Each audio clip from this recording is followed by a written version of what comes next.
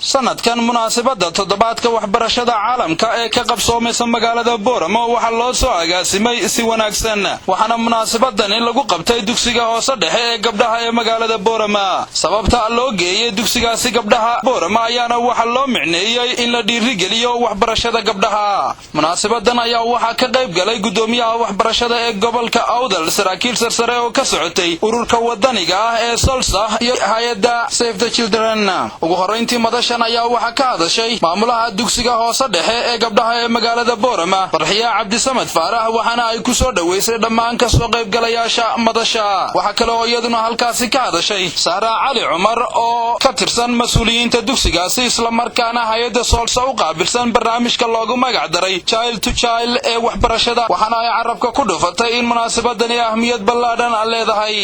hadii aan maanta muhiimada ay leedahay ahmiyada maanta xafladda aan isugu nimidnay ahmiyada weyn ay ka hadlaysaa muqaadam oo ah waxbarashada oo ah xaqqa kaliya xuquuqda oo awlaadku kugu leedahay xaqqa ugu muhiimsan oo waxbarashada ayaa maanta u sala waa xus aad iyo aad u ballaaran adduunka oo dhan laga xusaya maadaama normal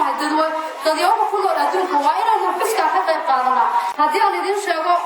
jailkan aan dugsiga hadda ka wado waxa uu yahay awlaadku sida iyagu lafsad ahaantooda isku fikri lahaayeen ama iyaga dhexdooda aanay cid kale ku jirin iyagu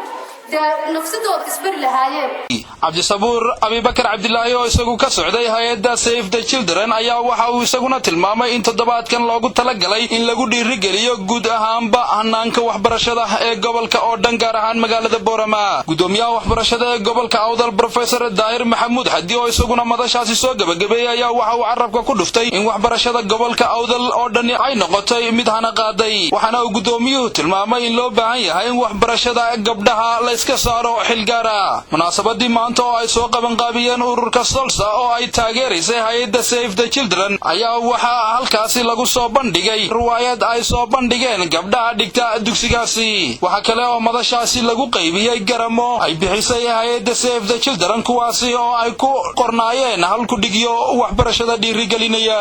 Cabdul Ali Yusuf shabakada wararka Lugaya News magaalada Booramo